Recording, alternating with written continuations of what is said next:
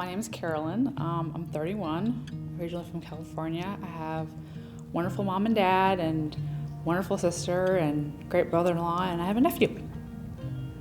I am so grateful that I got to be at a job at Goodwill, and the fact that they support people with special needs and they try to help people with special needs as much as they can. And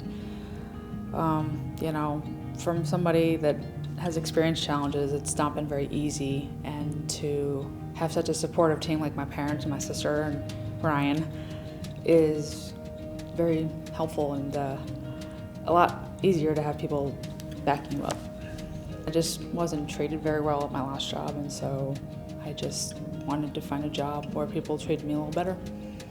They treated me like a person, and they treated me like I was supposed to, and they didn't tell me that was too personal, or they know how to direct me of what I'm doing that's out of line or that's not out of line. So yeah.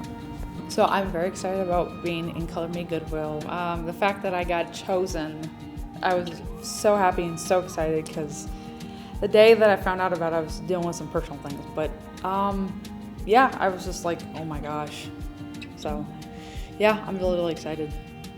My name is Valentina da Costa. I found out about Color Me Goodwill actually a few years before COVID, but then COVID happened and everything sort of stopped. But then I rediscovered it when I was watching somebody's story on Instagram, and they were talking about it, and I thought I should submit my application because I really like sewing. Goodwill has a lot of meaning to me. When I was younger, my mom always thrifted clothes for us, and I never saw that as an issue, and I liked that I had unique clothing. And in this process, I've learned a lot more about Goodwill.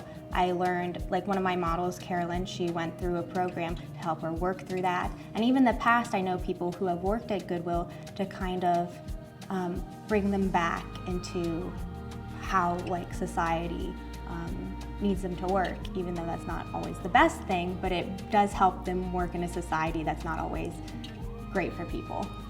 I feel like a lot of empathy for people can be lost in the search for money or power, and I feel like giving back by having programs is really important to make sure that nobody gets left behind.